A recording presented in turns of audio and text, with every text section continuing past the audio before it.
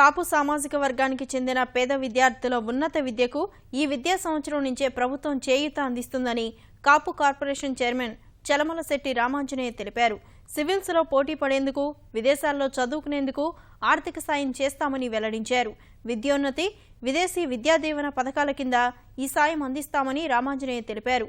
అర్హులైన కాపు కార్పొరేషన్ వెబ్సైట్లో దరఖాస్తు చేసుకోవచ్చునని చెప్పారు.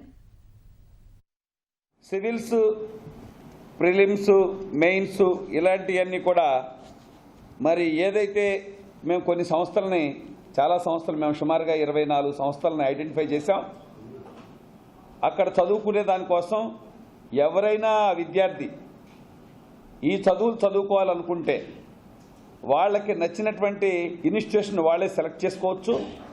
ఆ ఇన్స్టిట్యూషన్స్కి అయ్యేటటువంటి ఎంత ఖర్చు అయితే అంత కాపు కార్పొరేషన్ డైరెక్ట్గా ఇన్స్టిట్యూషన్స్కి ఇవ్వటం జరుగుతుంది.